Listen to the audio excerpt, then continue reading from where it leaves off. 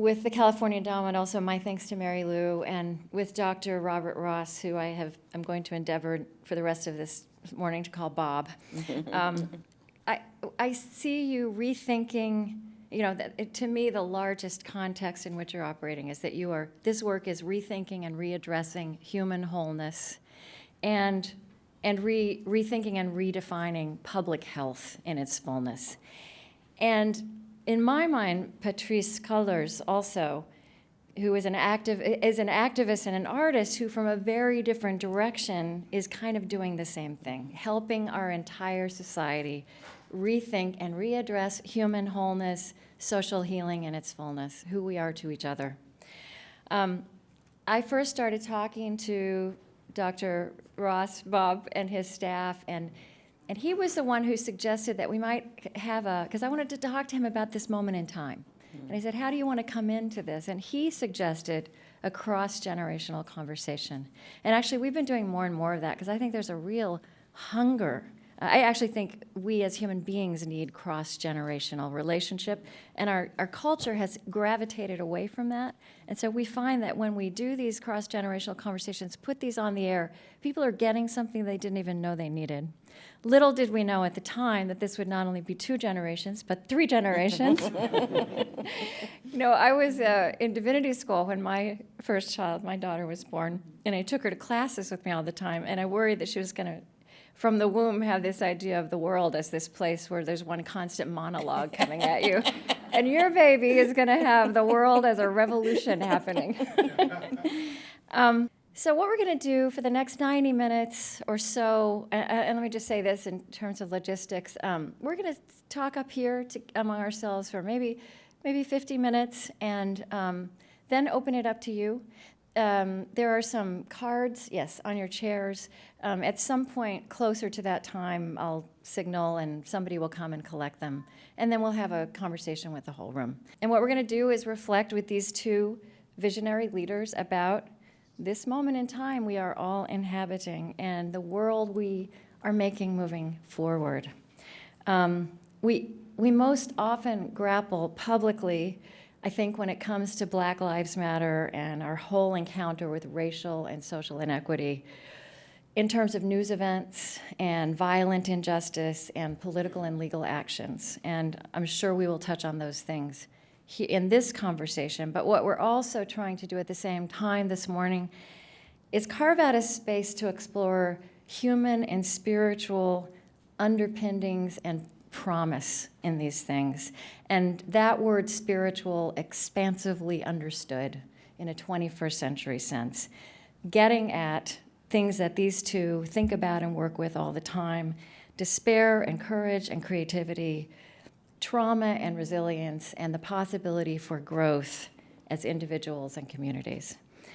And so I want to start with a little bit, just hearing a little bit about the spiritual ground and formation of each of your early lives, and focus that on what you would now, perhaps not then, but now call experiences of trauma and resilience, that were seeds of the passion for addressing these things that you're now bringing to all of us. And Patrisse, I want to start with you. You grew up here in Los Angeles in the 1990s. Born and raised, yeah. So where does your mind go if you think about the spiritual underpinnings of your life as they had to do with what you would now call trauma and resilience? I love this question.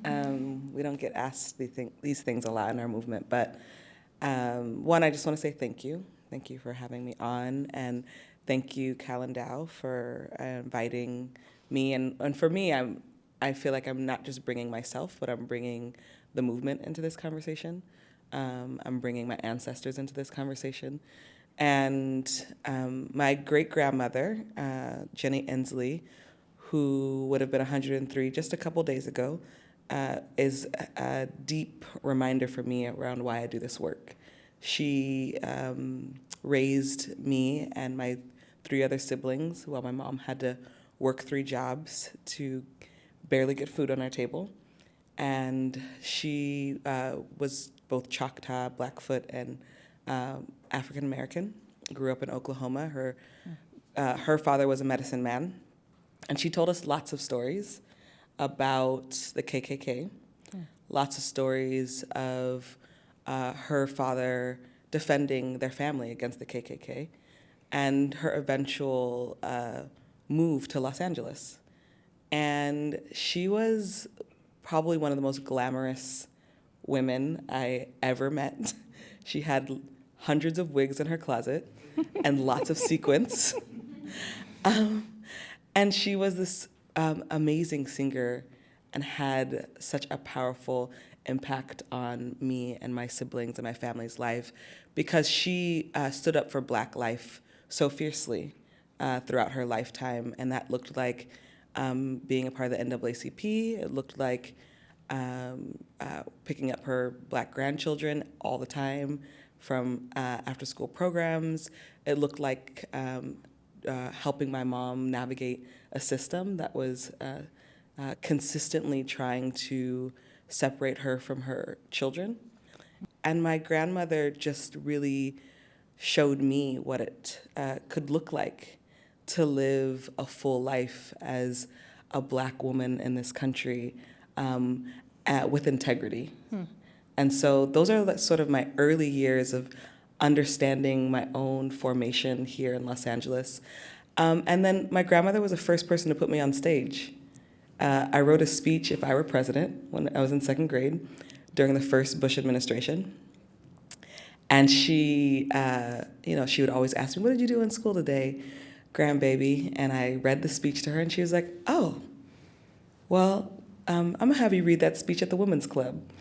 And I remember getting on stage at 9, reading this speech, If I Were President, her giving me this trophy. And it was this moment where I was like, oh, someone believes in me. Someone believes in what I have to offer. And I think what we forget when we are raising young Black children is that the belief in them is absolutely necessary in building their own spiritual foundation and their own fortitude. And I believe if I didn't have my great-grandmother who deeply believed in me and my siblings, I would not actually be who I am today. You know, that story is so wonderful, and I love that the question elicited a whole different answer. That story you just told about your grandmother and her glamour and that belief and that beauty and courage, strength, was against a backdrop, which is the story I've heard more often of, growing up in Los Angeles in the 1990s in a neighborhood full of crack addicts and crackdown, which, as you said, had essentially criminalized poverty and the effects of poverty. But it's that both and is what brought us you now. Yes, and I think it's important in this current historical moment that we're naming the tragedy and the resilience. So the tragedy is Black people are being killed often and continue to be killed often. The tragedy is that Black people are living in poverty. Black folks have the highest rate of homelessness. Those are the tragedies, but there is also this other side, which is this amazing movement that is challenging age-old racism and discrimination. And I always tell audiences, what a great time to be alive, to show up for this current historical moment. Bob, you grew up in the South Bronx, and I don't know a lot about your upbringing. How would you start to talk about the formative seeds for your passion about trauma and resilience? Patrisse, by the way, do you still have that speech that you wrote in the second grade? I would love to see it. Yeah, so my upbringing, a bicultural upbringing. My father's African American, my mother's Puerto Rican. We grew up in the South Bronx at a time when it was a challenge, still is a challenged community. My mother was, at the time, I didn't realize she was a community organizer, but she was. I mean, in retrospect, I now know she was a neighborhood organizer, and she would rally neighbors and residents to, for example, try and take back this vacant lot that the kids used to play in, and had glass and rocks and litter, and try and take it back as a park for the kids, for us kids, and try and shoo away the drug dealers from the park. And so, my brothers and I thought she was just this nosy busybody. I would say for me that the spiritual pivot, if you will, that's related to the work that I do. And my staff has heard me say this. You mentioned crack cocaine, and when I was a practicing pediatrician in the mid '80s, late '80s, early 1990s, in Camden, New Jersey, and in North Philadelphia, is when crack cocaine came to the United States. And when crack cocaine came to neighborhoods like, communities like Detroit and Los Angeles and New York and Camden, it was an awakening for me on a couple of fronts. One, before 1984, poor people couldn't buy cocaine. Crack cocaine gets, some evil genius comes up with crack. All of a sudden, the euphoric, short-acting passport to nirvana, known as crack cocaine, hit neighborhoods and communities. And for $5, you could buy your way into euphoria, right, and into hope. But it's a very short-acting 20-minute drug, and then you have to get at it over and over and over again. So that got introduced into inner city communities, and it had a substantive impact on my experience in the community as a pediatrician and a healer, right? Because now we're seeing youth violence go through the roof, gun violence go through the roof, massive increases in property crimes and personal crimes, young women who are addicted to crack cocaine who are now selling themselves to support their habit, mothers, pregnant mothers and young mothers, forgetting that they were actually mothers and parents of children as a result of being addicted to crack, attending a lot of deliveries of crack babies. And so I had sort of this dual hit of bitterness. One, I was bitter with my training and the medical profession because none of what I was coping with as a healer and pediatrician in that community, I wasn't prepared for any of that based on my training. Right? I could treat a kid with asthma or an ear infection or even meningitis, but there was this other thing happening that was quite powerful for which I had zero training. And then the second was, how and why is this happening in the first place? And I was being introduced to what we call later the social determinants of health, the roles that poverty and hopelessness and housing and lack of jobs all play in wellness, in health and healing. And then lastly, I was quite bitter at what the nation's response was, which was to, as you mentioned, Krista, criminalize drug addiction. I'm not sure we've ever collectively told ourselves as a country the story that's just been surfacing for the last 10 minutes here. Yeah.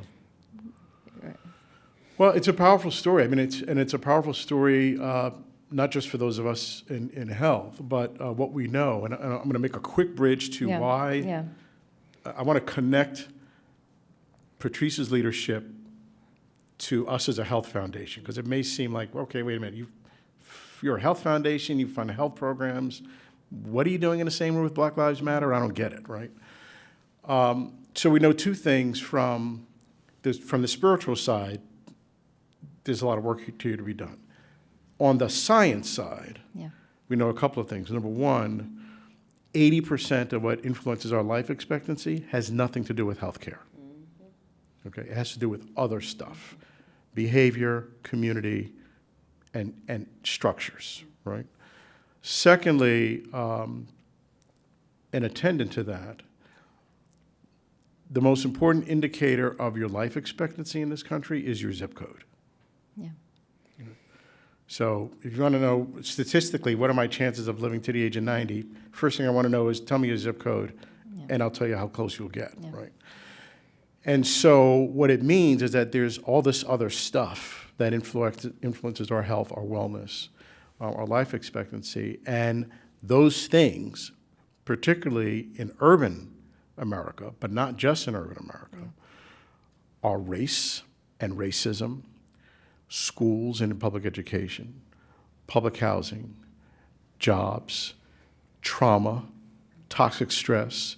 That's the toxic brew of what leads to disparities, in particular for African Americans in this country, but for communities of color in general. Mm-hmm. And so what we found is by funding and supporting activism and leadership and advocacy about structural changes in communities and systems. Health. Yeah, I mean, antibiotics are good, penicillin's wonderful, all that stuff is health insurance, a good thing. Yeah. But we've got to get upstream and deal with these structural issues. And that's why we're thrilled to see the leadership of Black Lives Matter calling attention to structural racism and how it impacts our health. I don't know when you were born, but how did the civil rights movement intersect with your coming of age and your consciousness about these things? Yeah, I feel like I'm in the lost generation, which is why. So it was my parents' generation who weathered the Depression, defeated Hitler, brought the civil rights movement, right? So like on my dad's watch and my parents' watch, they did all that. Which was as much in the 50s as the 60s, although we tend to think of it as the 60s, right? So I came in at the tail end of the civil rights movement, enough to remember Martin Luther King on television, but not marching, right? I was too young. And so I feel our generation has pretty much dropped the ball. Yeah, I mean, you've been on record, and you wrote in the LA Times, too many black men of my generation have been asleep at the switch. And I wonder, and I think when we were talking about this event, I don't think you and I actually directly spoke. We spoke through other people. You said that. You said that you feel like your generation has failed this generation, and I think you meant in terms of everything we're talking about when we talk about civil rights. So tell us what you mean when you say that. Yeah, Patrisse knows exactly what I mean. I mean, we left the business of addressing structural racism and inequality undone. And some could argue there's good data to support that inequality has even the gaps have increased since the gains and victories of the civil rights movement. So, as I turned 60 this past year, I'm hoping my generation feels even a greater sense of urgency around getting to the business of addressing structural inequality and racism. And that's why we've been thrilled to see the leadership of Patrisse and her colleagues in Black Lives Matter. So as I've in the last couple of years had been privileged to be in conversation with some people like John Lewis and Vincent Harding and Gwendolyn Zoharah Simmons, who's one of the early Black Power feminists. I've been shocked at how sketchy, in fact, what I was taught in school was, and how sketchy, in fact, our public memory, and therefore how we apply that. And Patrisse, I've seen you also writing about making all these discoveries about the civil rights movement. There were things that weren't passed on to you that you didn't know. So, what have you learned that you didn't know before that is informing what you're doing now about that movement and your place in its lineage? 3 things. One, that MLK was actually radical. I think in this week, as we celebrate MLK, it's deeply important that we reclaim his legacy and his image. And I've said over and over again, we've received a sanitized, whitewashed version of MLK. And in fact, MLK was arrested up to 32 times in his lifetime, purposeful arrest. And he understood and he preached the role of disruption. I believe if MLK were alive today, we might not have to be doing this Black Lives Matter thing, but if we were, he'd be on the freeway with us. He'd be in Mall of America with us. He'd be the first one to say, let's actually teach and train these young people how to lead civil disobedience. Two, that this work is actually global. The last few years of MLK's life was really him challenging the U.S. as an empire, challenging the Vietnam War, and we've lost that piece, conveniently, I believe. And then the last I'll say is the role of women, the epic role of women that I was not taught, that I had to search and dig for. Yeah, it's so true. We can all list off a bunch of names of men who were Always. leaders, and there were all these women too. Yes. Not only were there women leaders, but I argue that Black women were the architects of the civil rights movement. Ella Baker's vision for building leadership, she was really challenged the idea of having a messiah. She said we need to have group-centered leadership, and that each community can build up and understand what they need to do to challenge their system. And so, from Ella Baker to Fannie Lou Hamer, I think I could say those names in a room and a handful of people will know them. So there's more work to be done to uncover how many women actually developed and supported and grew the civil rights movement. And one of the striking things about Black Lives Matter is how female-driven it is. Yes, it's mostly what it is. Yeah.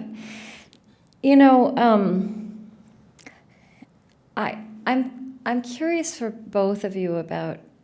So we are remembering our own history. I also wonder how you think about ways in which that movement and all it stood for, if there are things we're only now able to appropriate. I think about W.E.B. Du Bois saying the problem of the 20th century is the color line. What we didn't know in the 20th century, what we know now through science is that there's also a color line in our heads. So that even as we pass laws and most of us, the vast majority of us, decided that racism was wrong and bad and didn't apply to us, we still continued to behave in ways that didn't sync with that. I wonder are there, and to both of you again, are there ways you think we are able now to rise to this occasion, that we have what tools do we have, what knowledge do we have that they didn't, to live into that vision? One blink reaction to that question, Krista, is obvious. What this generation has that we didn't have, social media, and a movement that started with a hashtag, or a new narrative that started with a hashtag. And you mentioned the term narrative change. So what happens with what you described, this issue that's well known as framing, right? How are issues framed, and how issues are framed dictates how public policy conversations are laid out and the choices that are made. So back to the crack cocaine epidemic and the war on drugs, which actually ended up being a war on people rather than on drugs. And that led to what was literally a bumper sticker campaign slogan called 3 strikes and you're out, which led to a hyper-incarceration set of policies and structures, which led to zero tolerance in schools, which led to record numbers of expulsions and suspensions that disproportionately impacted African American and Latino men as well. So the last 40 years of these lines that we have in our head and how issues are framed, understood, and therefore public policy is voted on. 3 strikes and you're out went from a bumper sticker and a slogan to national state policy in a minute. And bingo, a 440% increase in America's prison population. So I think what Black Lives Matter is a living case study about is about narrative change and framing. Doesn't come easy, does it, Patrisse? But just that 3-letter hashtag is a narrative change assault on the frames that America brings to these issues. And so, okay, because then it leads to, okay, if Black Lives Matter, then what does it mean for schools? If Black Lives Matter, then what does it mean for police reform? If Black Lives Matter, what does it mean for economic development and jobs? And so it leads to a whole host of, okay, so if that's true, what does that mean? And I think for those of us in my generation, Patrisse, who are in charge of stuff, it challenges us to rethink our frames and pick different kinds of fights. I don't believe social media is the end-all be-all, but what it has allowed for is a new generation to speak from their own perspective. It's allowed for a new conversation, new reach. As we know, so much of media is corporatized, and so you're not going to get, you're not going to get the authentic messaging from folks who are on the ground who are having these conversations. I think a new generation of anti-racist white allies have been really important in this conversation. And I remember specifically after the acquittal of George Zimmerman, how many anti-racist white folks wrote stories about their own whiteness and their relationship to it. And it was this powerful conversation with sort of like the public in this vulnerable way around how people are continually behaving and supporting anti-Black racism by their own behavior. And when Mike Brown was murdered, we saw another round where whole communities, non-Black POC communities in particular, coming out and saying, you know what, my community is deeply anti-Black, and I want to challenge that. And so we get to see a new generation speak for ourselves through social media, through online platforms. We're living in the era of people writing blogs all the time, and our social media accounts, although sometimes really self-absorbed, can be really self-reflective. And I think it's powerful. And we didn't even have this during Hurricane Katrina, right? We didn't have social media in the same ways during Hurricane Katrina. What we had was CNN blasting white people finding food and Black people looting. Yeah. We didn't have another narrative outside of that could be popularized. And social media has allowed for a new narrative to be popularized. It also presents a whole different model for how social change happens. I think most of us at the end of the 20th century would have thought social change is about large numbers of people on the streets, charismatic leaders, and that is how it worked. But this is much less leader-centric. It's a network of change. Exactly. It's also amorphous, right? I mean, I know you hear this, and I also want to ask you. I think when there's criticism of Black Lives Matters, it's also that rage is out front, and when people compare, the civil rights movement of 50 years ago with Black Lives Matter, they say, where is the love? And I want to talk about love in a minute because I don't want to just throw that word out there because it's a big, robust word. But And there are dialogues like between Ta-Nehisi Coates and Cornel West about it's not just Black Lives Matter, but if rage is at the center, what is being created in terms of building a different world? So how do you respond to that discomfort?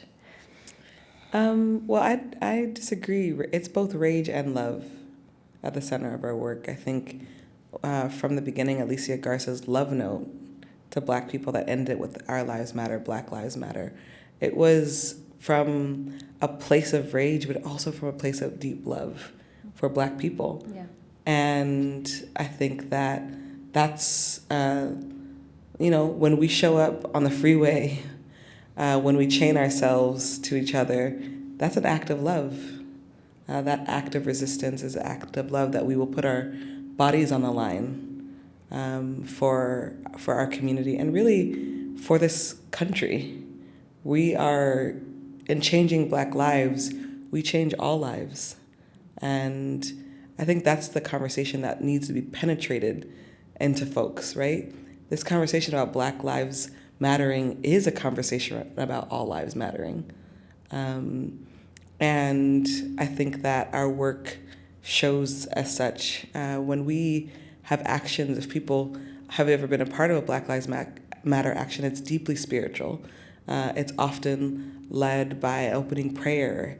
It's folks are usually saging. We use a lot of indigenous practices. People build altars, the people who have passed. And so it's this moment to both stand face to face with law enforcement, but it's also this moment to be deeply reflective on the people who've been killed by the state and give them our honor. It's an honor to protest for them. So many of our folks have been forgotten. So many of our people, names have been lost. And so we've said, we will not forget you. This protest will keep you remembered. And Sandra Bland was a perfect example.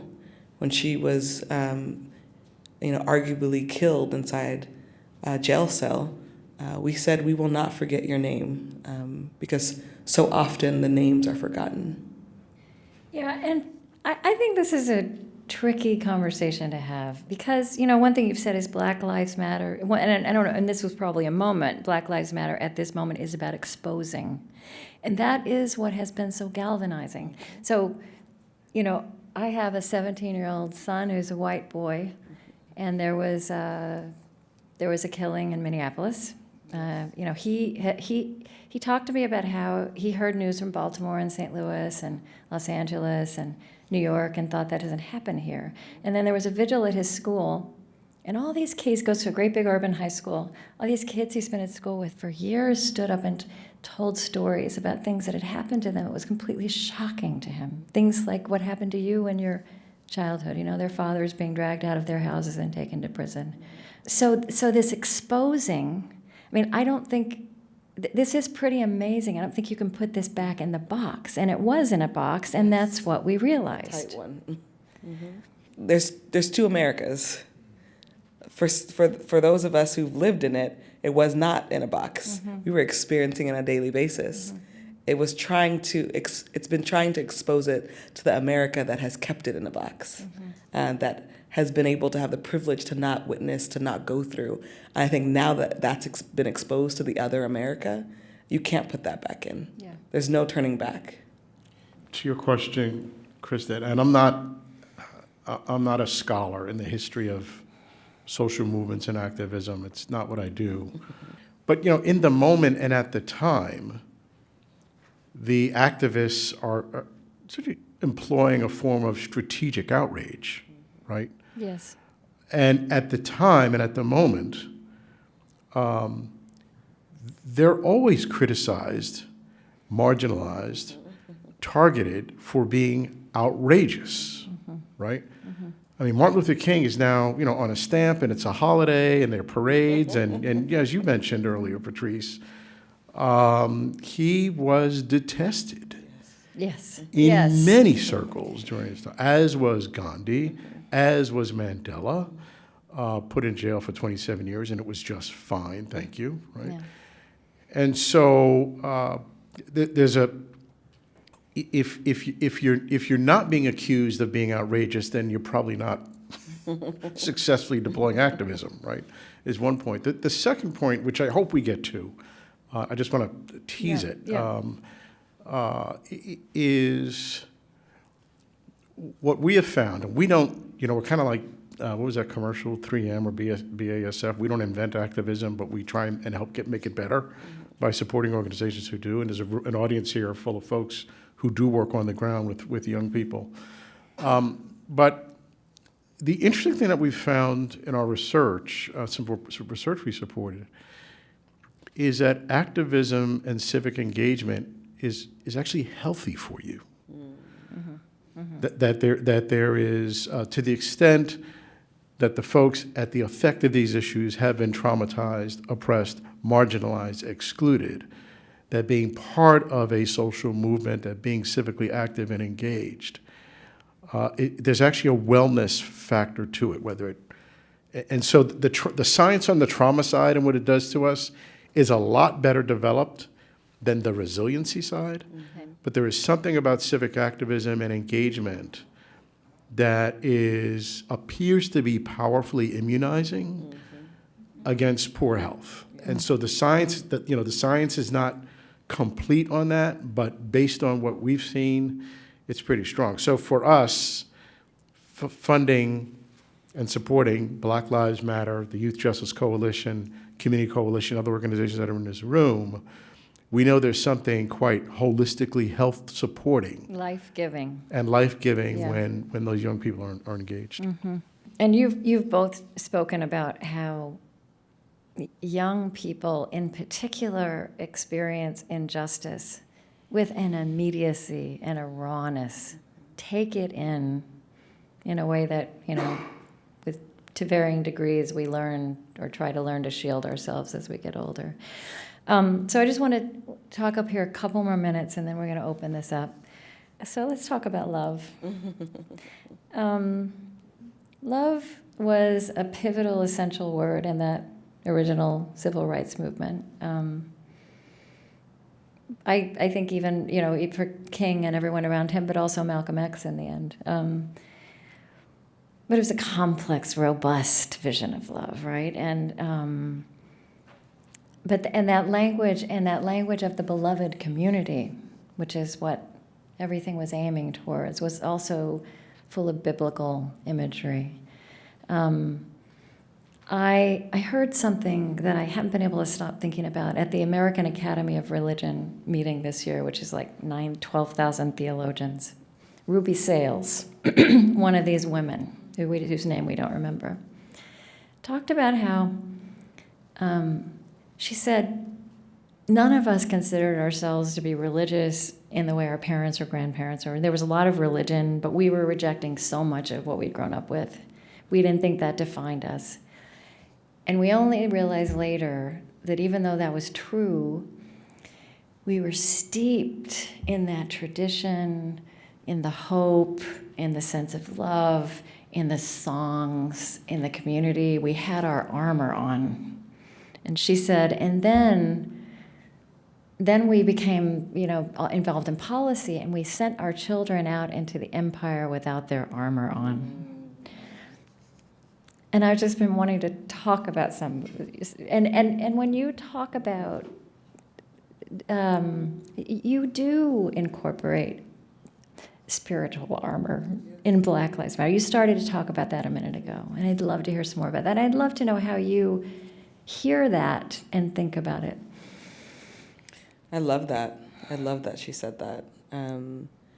I think we think about it differently. I mean, to be honest with you, so many of us in the Black Lives Matter movement have either been pushed out of the church, because many of us are queer and out. Many of us have not, the church has become very patriarchal for us as women. And so that's not necessarily where we have found our solace. And I think we have had to contend with that during this movement. How do we relate to the Black church? And how do we understand ourselves in relationship to the Black church inside of this movement? But that hasn't stopped us from being deeply spiritual in this work. And I think for us that looks like healing justice work. The role of healing justice, which is a term that was created probably about 7 or 8 years ago, and was really looking at how, as organizers, but also as people that are marginalized, that are impacted by racism and patriarchy, that are impacted by white supremacy, how do we show up in this work as our whole selves? How do we be in it as our best selves? And how do we look at the work of healing? I'm really appreciative that Dr. Ross calls himself a healer, because I believe that this work of Black Lives Matter is actually healing work. It's not just about policy. It's why I think some people get so confused by us. They're like, where's the policy? I'm like, you can't policy your racism away. We no longer have Jim Crow laws, but we still have Jim Crow hate. Yeah.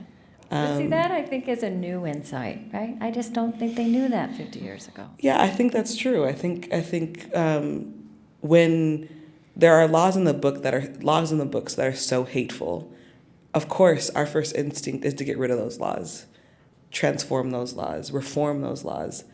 But there's something much deeper inside of us that causes our behavior to be biased or discriminatory. And to me, racism is a sickness. If we're approaching racism and sexism and homophobia as sicknesses, you're not just going to think, well, if someone writes standards over and over again, I will no longer be racist, I will no longer be racist. That it's going to change them. No, it takes something else. It takes a sort of exorcism. I deeply believe that. And you see it in people's transformation in this work in the last year and a half from the Black community in and of itself, as we say Black Lives Matter, and sort of you see the light that comes inside of people to other communities that are like, I'm going to stand on the side of Black lives. You see people literally transforming. And that's a different type of work. And for me, that is a spiritual work. It's a healing work. And we don't have it codified. There's no science to it. Really, we are social creatures, human to human. If you take a moment to be with somebody, to understand the pains they're going through, you get to transform yourself.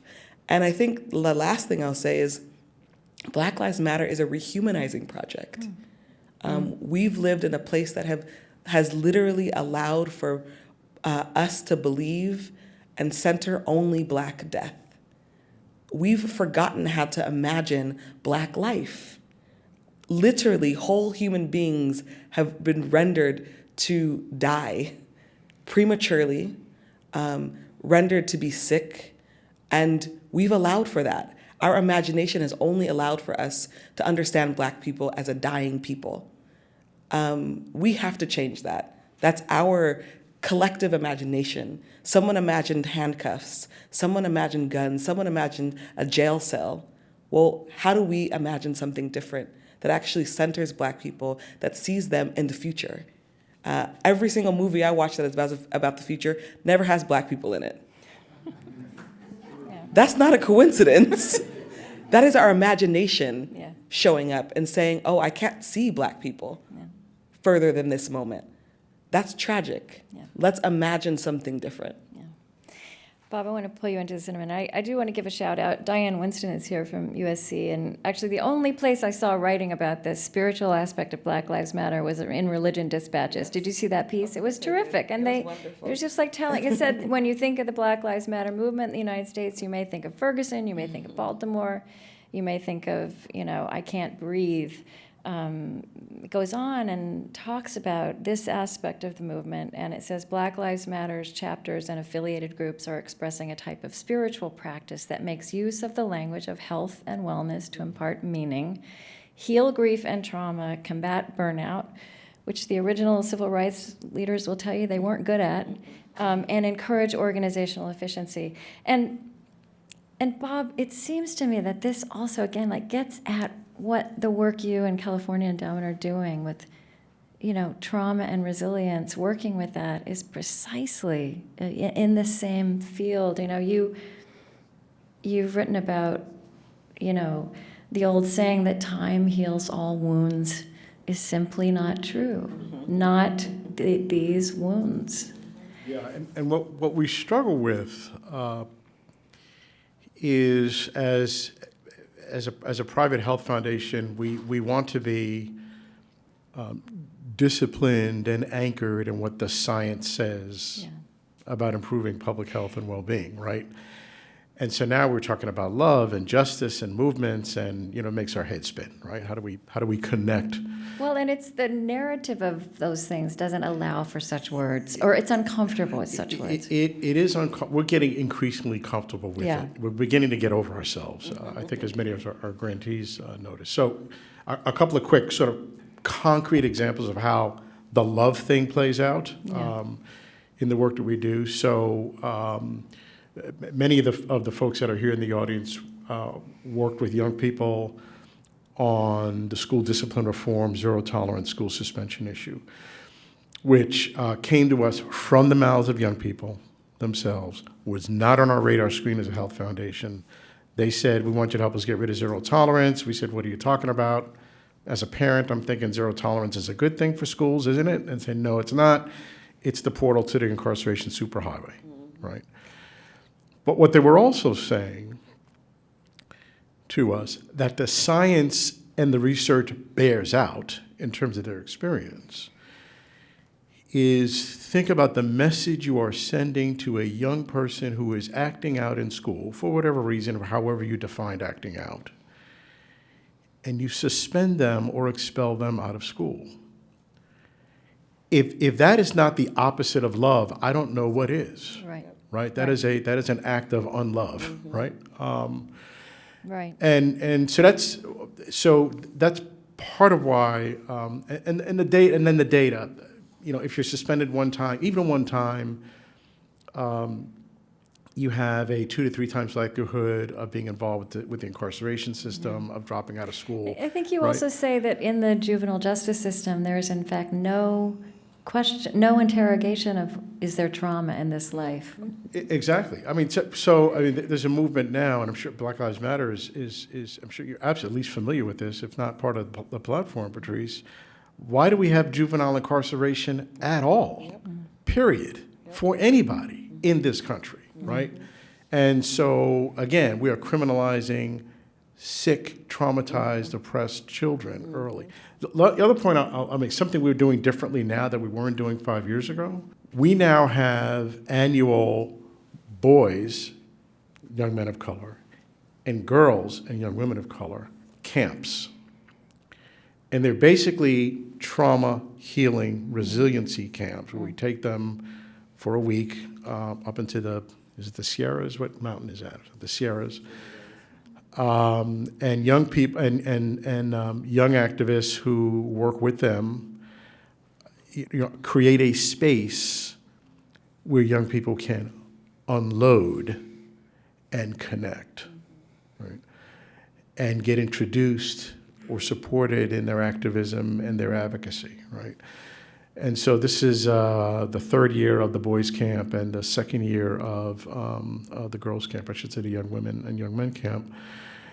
And so, a new experience for us, but a way for us to put our resources on the table and invest in the power of trauma and the power of healing and the power of resiliency as a public health and community health intervention. So that's new for us. Not sure where it's going, not sure we're going to go with that, but I think the young people and the organizations that support them have opened our eyes to the importance of making space, safe space, for connectivity, for healing, for talking about trauma and activism. Okay, so if you have questions, why don't you write them down, and we'll do one more question up here, and then we'll open it up. He had this notion of double consciousness, which I thought of, Patrisse, when I was reading something you wrote in the Washington Post, and you said, as I stand at the threshold of my home, the liminal space between warmth and safety and the chaos of the outside world, my experience becomes explicitly black. I mean, you kind of gave voice to that idea of being two things at once in a world. But our present moment in Black Lives Matter is also happening. We are also reconsidering identity in a fascinating new way. Multiple identities, and actually each of you embodies the fact. I mean, none of us is just our race, but you are Black and queer, and both of those things are important, and also Choctaw and Blackfoot, right? and you are on one side African American and one side Puerto Rican. You straddle multiple identities. I just wanted to note that, and how does that, because that piece of it, I wonder if this is something that inside the movement or here that you think about and talk about. I think that's the kind of conversation that doesn't make its way in because we tend to be focused narrowly on events of the moment. And Black Lives Matter, as you said, has been interpreted as just Black lives. Yeah, I think the multiple identity piece is when what we call intersectionality and has been crucial in how we understand our current work and who's showing up for it. It's the reason why, in a lot of ways, we had to create the hashtag Say Her Name. Because even though we were saying Black Lives Matter, and to us, that meant all Black lives, as we saw time and time again, the media mostly focused on Black men and the killing of Black men.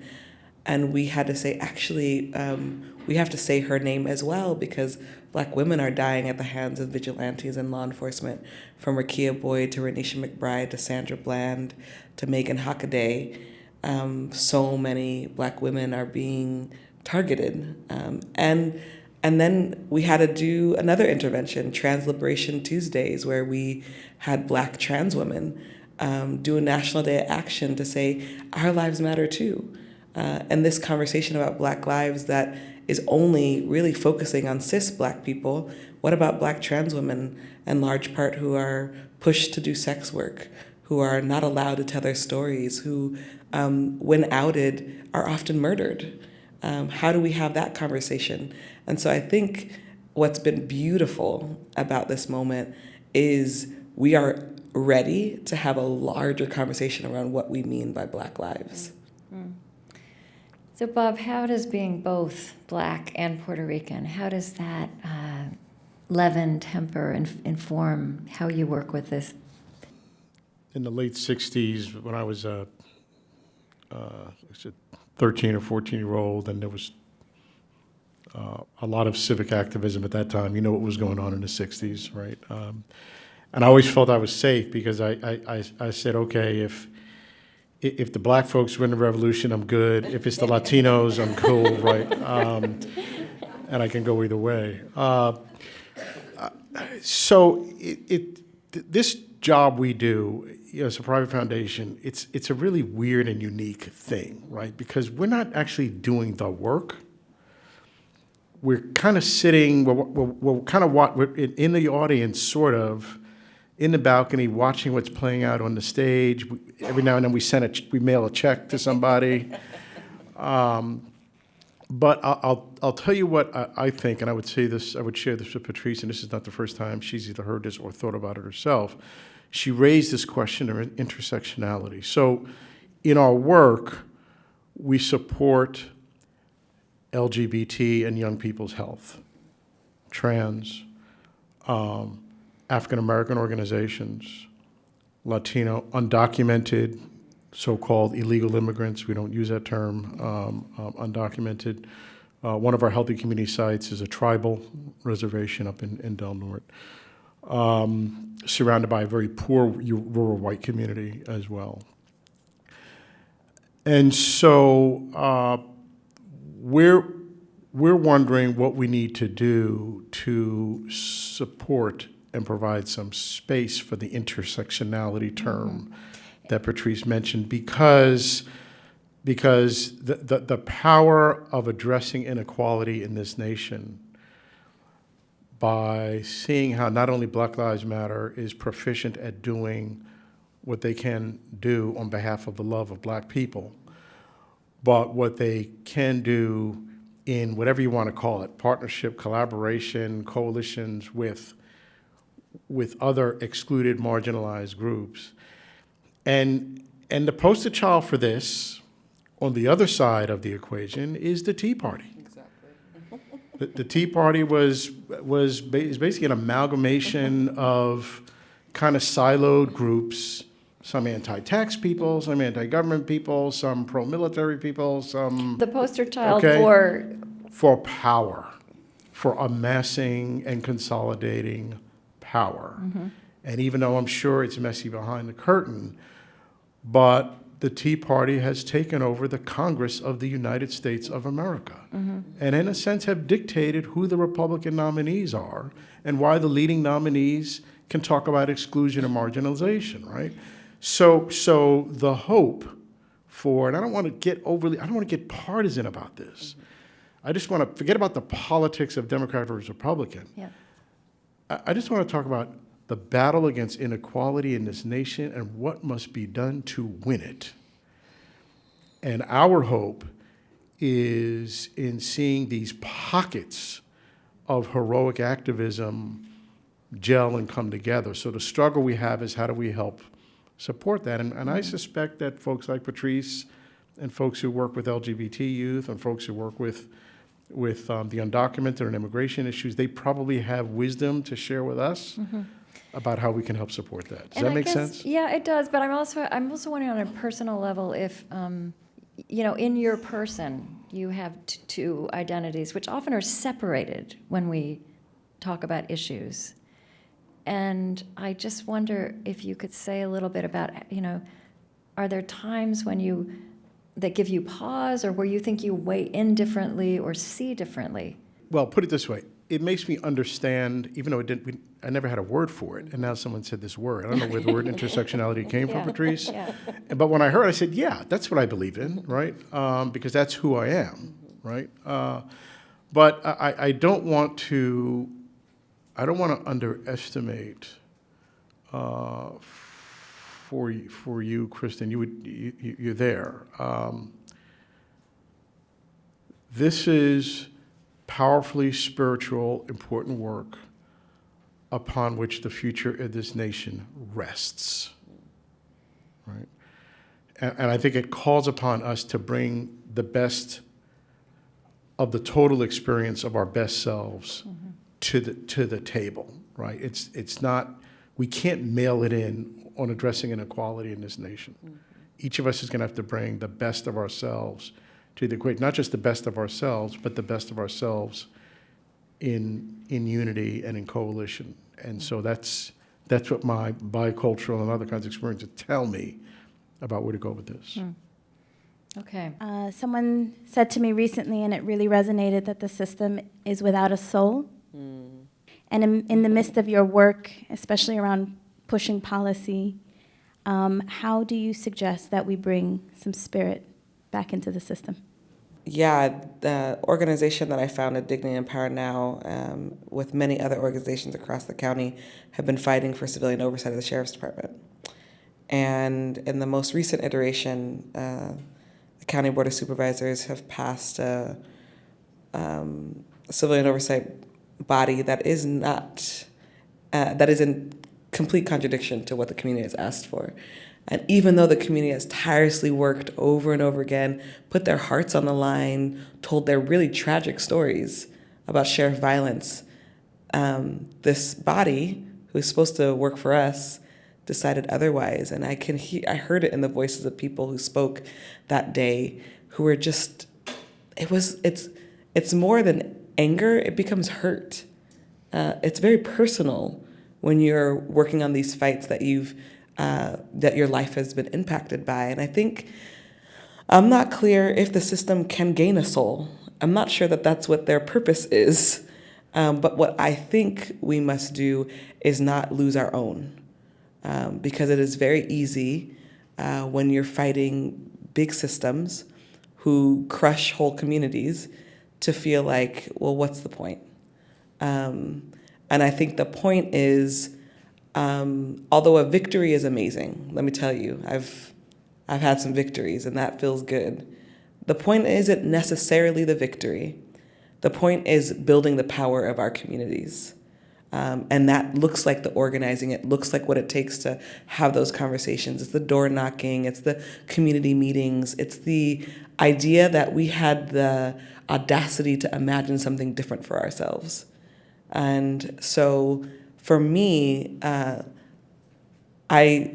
do this work because I wouldn't have it any other way. But I also understand that we're up against great odds. And our work is to remind ourselves and reorganize ourselves that there's a much bigger vision, and that we might not see it in our lifetime. I think the civil rights movement talked about it a lot, right? We might not see these things in our lifetime, but if it's about something bigger than us, then we're going to stay in it for the long haul, because the hope is 100, 200 years from now, this place will still be in existence, and we will have left it better off. Again, this is the view from the balcony, right? So the work that you do at Youth Justice, Brother Crusade, the Children's Defense Fund, Community Coalition, what we try and execute is this combination of storytelling and science to move a policy agenda, right? And what is storytelling but basically a story about love and spirituality, right? I mean, you visit the Brotherhood Crusade and you hear the story of a young man who was suspended from school and expelled and was in juvie and got out, and whose dad has been in prison, and mom has diabetes. There's no logical, rational reason for that young person to have hope, and does. Right. And is acting on it, right? And so what better love story can you come up than that, right? And then further deploying a sense of agency and empowerment to affect the civic discourse and public policy discourse about changes that have to happen, right? That's a pretty powerful spiritual event.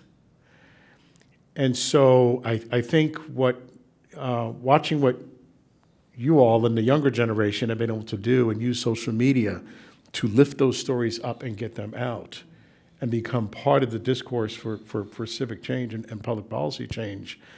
I think it may seem frustrating, particularly with what you do every day, Kruti, but it is making a powerful difference. I mean, school suspensions are down 40% in the state of California because of what you all have done and what those young people have done, right?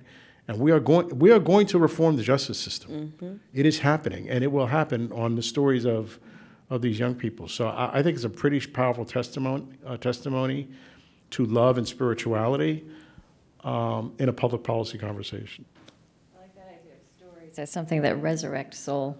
That's great.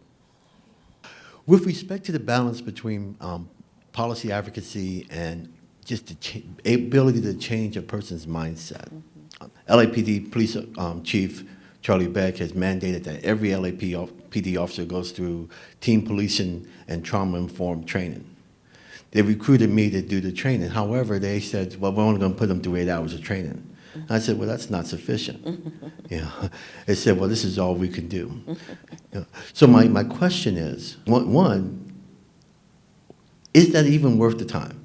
2, if so, what is it that you would suggest that if you had any advice for me as I go through this, provide this training, what would that be? And number 3, how do we start to really change their minds and help them understand that, wait a minute, we can't put a Band-Aid on this, we actually have to change this? Is it worth the time? Well, I think that's a question for you. Is it worth your time? I think, this is always interesting, especially with law enforcement trainings. The trainings that they probably need the most always get the least amount of attention, whether that's mental health training, whether that's what they call sensitivity training around race and gender. What I will say is there's always this contradiction between the system of policing and the individuals who are policing.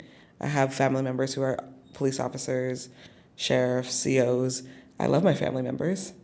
And I also know that they're in a system that has historically been racist, that has historically been violent towards particular communities. And so the question becomes, how do you undo that? Is it possible? And the conversations I've had, people think that BLM doesn't talk to law enforcement. I think I've talked to more law enforcement in this movement than I have beforehand, that's for sure. And that's mostly because it's a lot of former law enforcement or current law enforcement who are like, we are on your side, actually. we see this happen in our own department. And I feel like that's a voice that is so missing from the public discourse. We do not hear those from those people. Yes, Or especially about the them. ones that are currently inside because they don't want to Yeah. risk their lives. Yeah. But the ones who have left or who have, retired definitely have a conversation, especially mostly from Black former law enforcement, where they say they were treated pretty badly inside the force as well. And so I think trainings are useful. And what I will say, though, is that without organizing, without law enforcement organizing within their own agencies, it might fall flat. And so I think, in your own conversations, it's about, one, saying, well, where is this going to go after I end this 8-hour training? How will this continue? And challenging them to really say, we'll show up in these ways. Because I think you can get 8 hours, but that doesn't always translate to your relationships on the streets.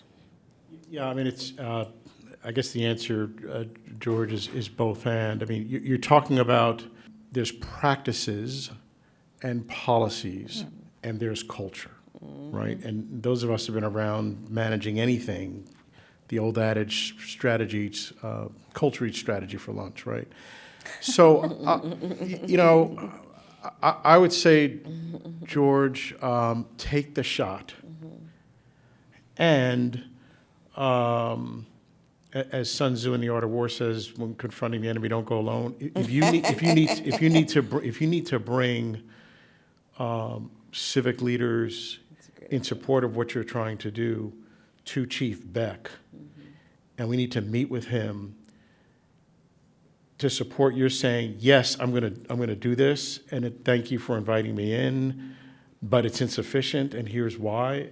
And so you're kind of doing both. You're getting the foot in on the practice, but we also can support your voice in saying to the police chief, this is a cultural issue. We're going to do a little better on this practice, but this is a cultural issue, and we hope you take it seriously. So. Or just send Patrisse in there. That'll fix it. You don't want to see me. I'd like to know your thoughts about reparations, and also social media has done a great job of putting a new narrative out there, but there's also mainstream media. How would you critique the way they've been covering Black Lives Matter?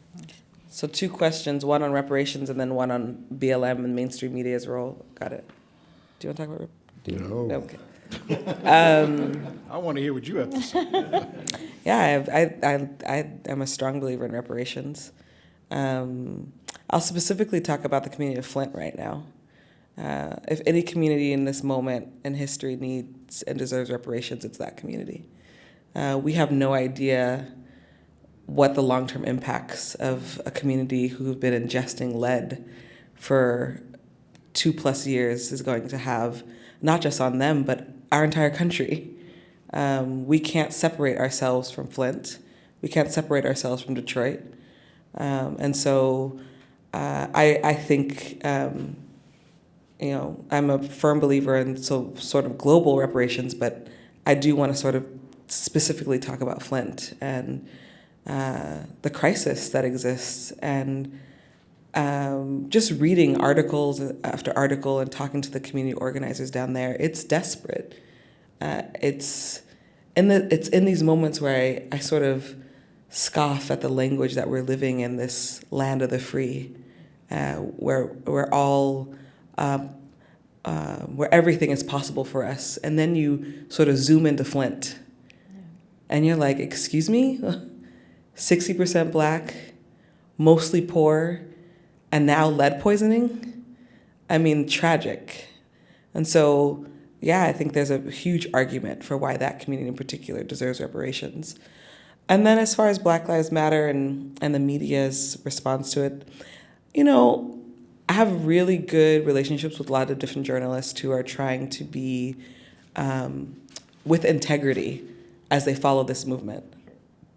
And then obviously we have the right mainstream media who's completely attacked us, who has said, he Bill O'Reilly in particular has said that he he's sort of making it his job to destroy the Black Lives Matter movement. And I think I take it seriously in the sense that it's right-wing pundits like Bill O'Reilly that allow for the Dylan Roofs to exist and do what they do. And we've made it our choice to not actively engage the right-wing media because there's far too much work to do than to sit and argue with them about Black Lives Matter. And then I think in general, there is a bit of disappointment in the media at large's inability to understand the complexity of Black Lives Matter. There's been obviously a deep focus on law enforcement violence, but that's not the only thing that we're focused on. We've been deeply engaged in 5 for 15. We've been deeply engaged in reproductive rights for Black women in particular. And so I would love, as we continue to push forward, that the media is able to sort of broaden its understanding and its coverage of what is a massive movement that's more than just us fighting against police violence and the killings of Black people. I actually have a comment to Patrisse's comment. The 4 stages of social change is outlined by Gandhi. First, they ignore you, then they laugh at you, then they fight you, then you win. So you're in stage 3, my dear.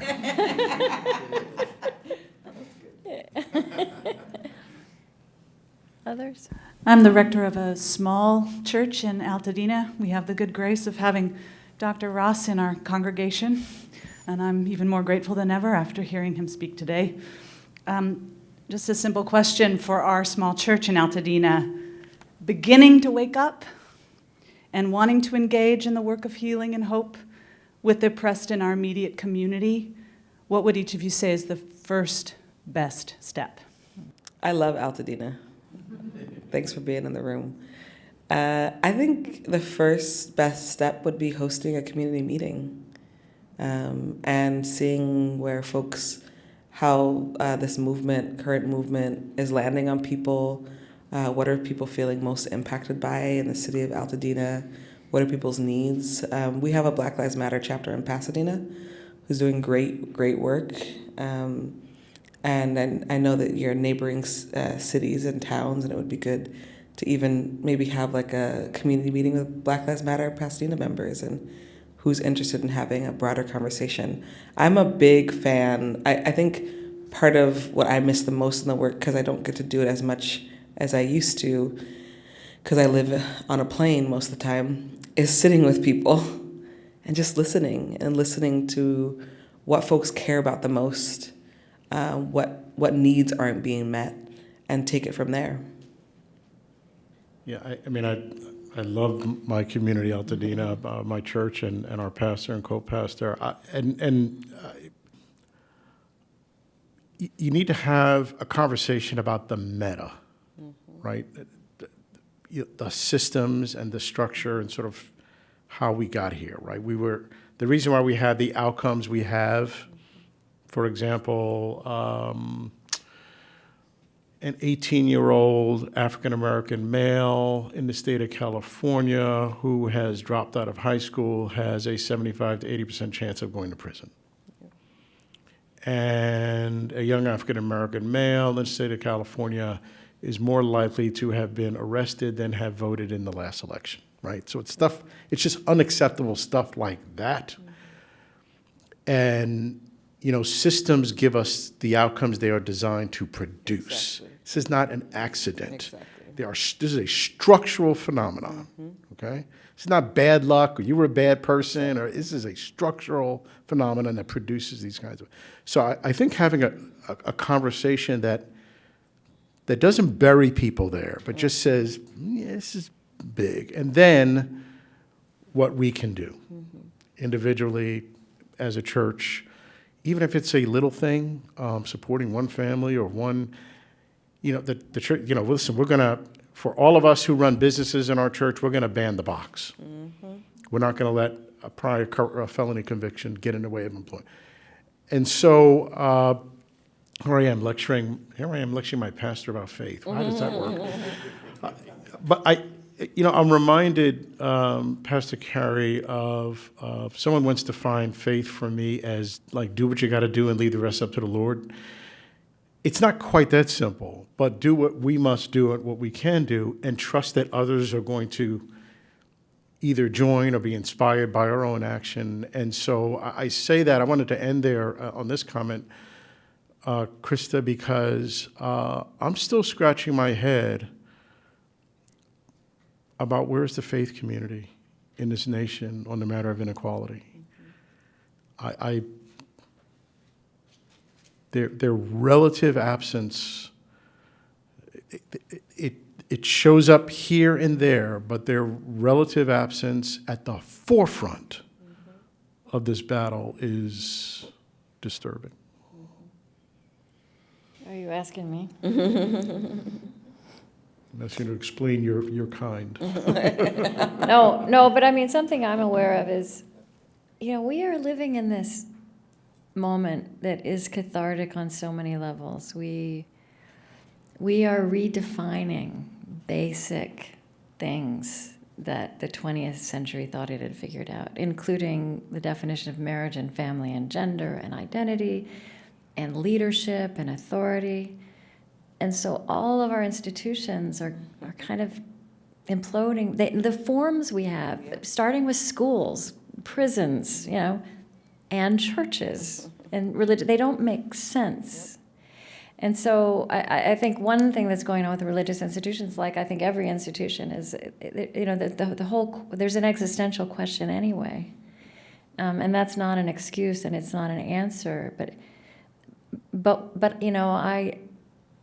something I do see happening in, I don't know, we have a conversation going in Youngstown, Ohio, one of these American cities, quintessential American cities, where the future that was supposed to be disappeared almost from one day to the next. Huge poverty.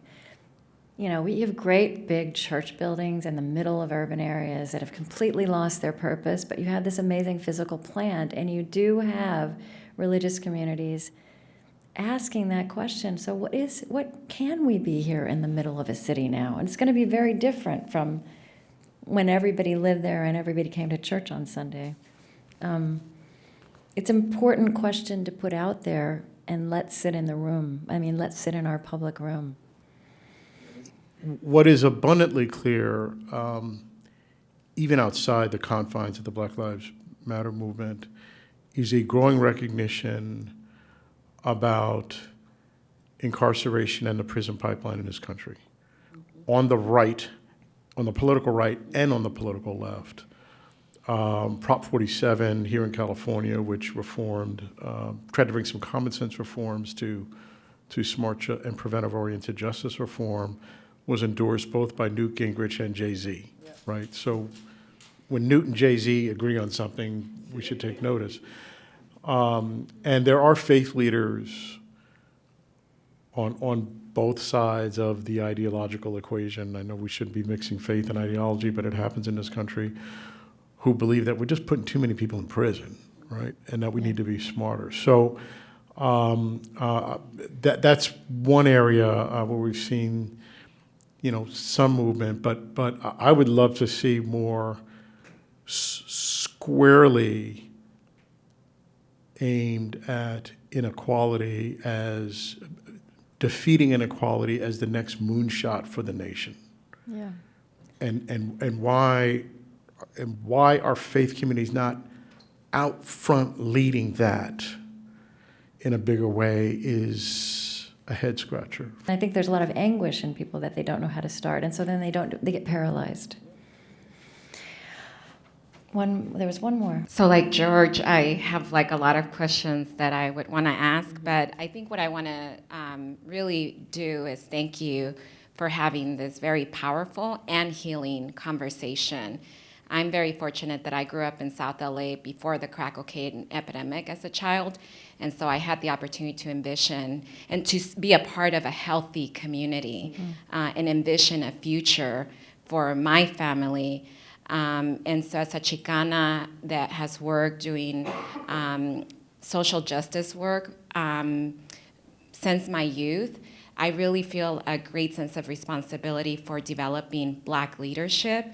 And while I think that some of the most exciting time in my life so far has been seeing the Black Lives Matter really refocus the conversation around racial justice. And so I thank you for that, because my children and the youth at Community Coalition feel validated. And it's not a question to them about whether we're currently facing racial inequality. But I do want to ask in particular to you, Dr. Ross, with the California Endowment being a private foundation that has attention at the national level and has been very present and has really played a leadership role, how do we also, while we're helping young people feel validated, begin to show more of the science and the stories that show that our communities really do need a level of healing to deal with the trauma that our neighborhoods and our communities have experienced? How do we, at a wider, at a larger scale, really show what's working in terms of healing within communities where youth leadership, civic engagement does make a difference in the long-term success and health and well-being of families? I don't feel like we've done well on that part. I feel like we're just beginning to touch the tip of the iceberg, and I really think that there has to be more investment and a greater push to show what is working in healing and preparing our next generation to deal with these major problems that now we've exposed them to, as you said, with your son. My kids, every day, they're asking questions. Our youth at the coalition, and so how do we, as adults, really help to equip them long-term with the issues that they have to confront as they get older, but also with the healing practices that we have to protect and hold on to. Yeah, Araya, keep pushing us. What the wisdom we have really emerges from the young people and the community residents that you work with, not just here in South Los Angeles, but in Richmond and East Oakland and Fresno and in Coachella. And we just need to continue to be, better leaders through better listening and hard listening. The one thing that I'll just tee up a second challenge, Krista, which, and it's, as a pediatrician, I feel like I should have known this one better, right? Particularly an African American and Latino pediatrician. But on the public policy front, we need to do a better job of lifting up this issue of trauma exposure and toxic stress in young people and what it does, to health in the immediate and in the long term.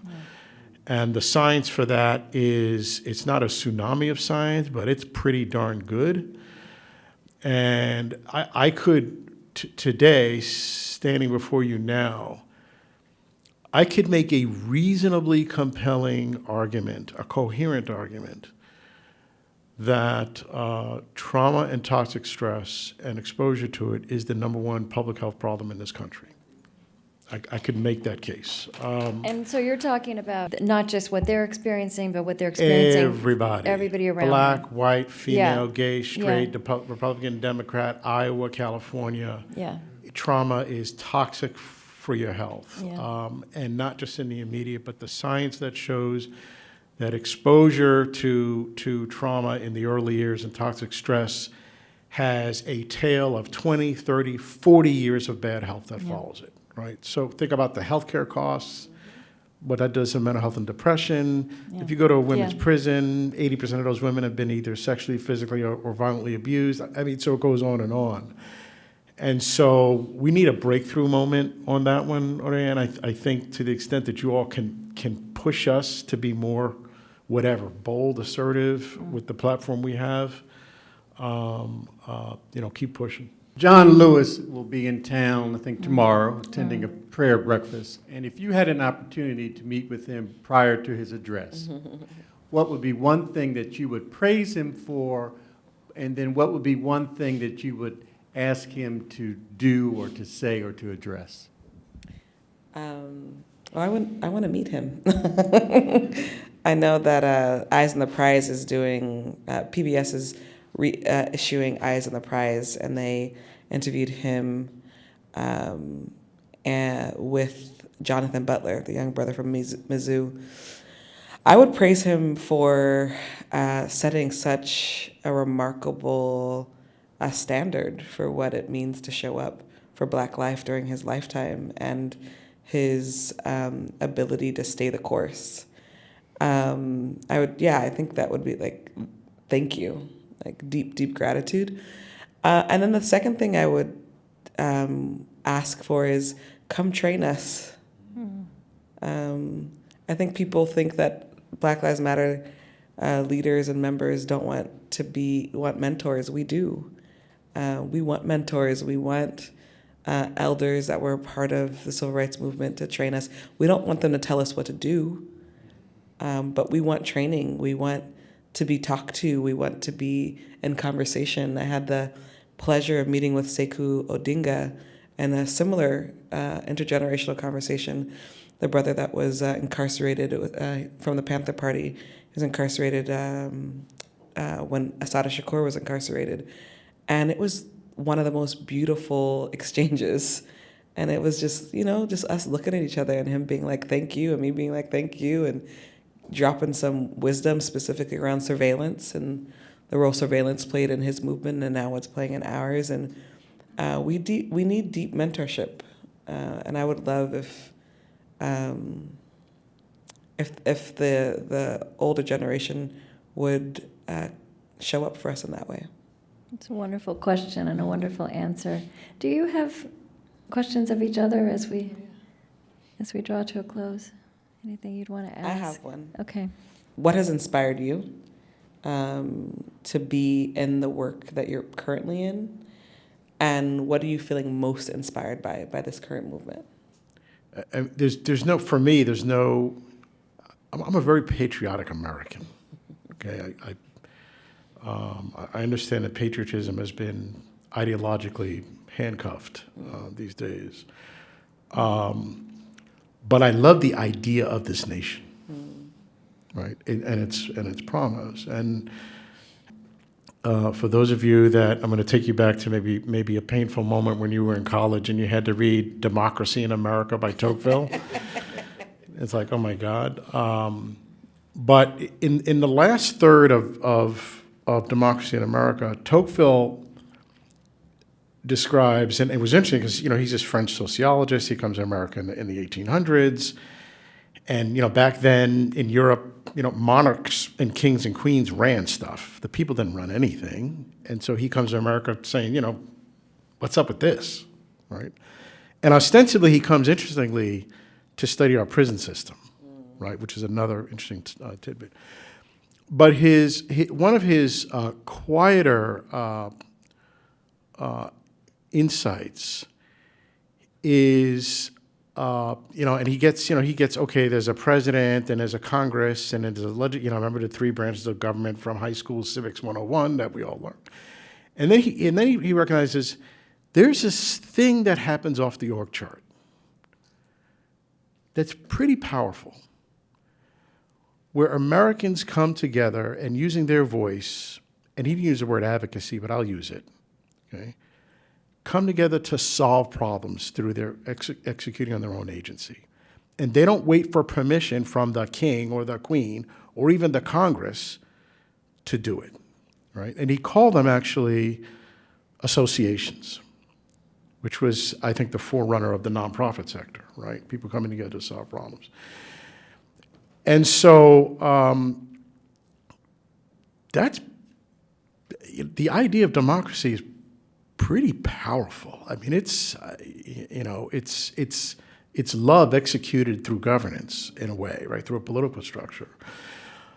And so what keeps me going is when I see and we see the most marginalized, the most oppressed, the most stigmatized, exercising agency and voice and power to change systems, that's pretty heady stuff.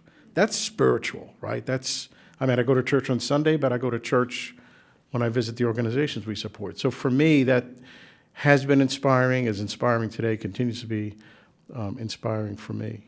I was going to ask a final question, which Dr. Ross has just answered, which is, what makes you despair and what gives you hope right now? And I think when you talked about trauma, that was your despair, and you've just given us this really beautiful moment of hope. And so, Patrisse, I want to end by, asking you, right now in this moment, what makes you despair? Where are you finding your hope? I think the despair is definitely in knowing that we aren't currently living the dream that we have dreamt for Black lives, that Black folks are still, poor Black people in particular, are still suffering deeply, including my own family. I think there was something I put on social media the other day that it's intense when the very movement you started isn't necessarily translating to supporting your own family. That's difficult to witness. When, you're fighting the criminal justice system and your nephew just caught a case, 18-year-old nephew just turned 18. We successfully were able to keep him out of juvenile hall. But now he just caught a case. And it's hard, it's difficult, and it tugs at me. What else can I be doing? What more can I be doing? But the hope is, for me, the hope lies in the movement, the mass movement, the folks who are unapologetic in our love for Black life and Black people, our consistency. Folks did not think we would last this long. I think people are now being like, oh, I guess we really got to deal with these people. And that feels good. I joined this work because I was angry and depressed and did not feel hopeful. And it was in this work where I found a deep sense of faith and resilience and possibility. And so my nephew can catch a case, but he knows that his auntie is not gonna let him go out like that. And so we bring our community together to help raise money so he can get a private attorney, so we can fight as much as we can fight and get him the best deal possible. And then we show up back on the front lines and try to fight bigger enemies. And so literally my hope comes in this fight. I think I always have, everything becomes a campaign to me, whether it's in my family or in my life. I'm like, how do we make this a campaign? And, I think those tools have been absolutely necessary for my own health and wellness. It's been a great honor and also very nourishing to be part of this conversation today. Bob, you spoke a minute ago about being our best selves, and culturally we're a lot better at dwelling on what's going wrong, but we want to be called to our best selves. And the work you're doing here is aspirational, and Black Lives Matter is aspirational. And so I just want to thank you for being part, and I really thank everybody in this room, because I think everybody in this room is part of this work of calling ourselves and our communities to their best and helping make that happen. So thank you. Thank you. Thank you, Krista, for what you did.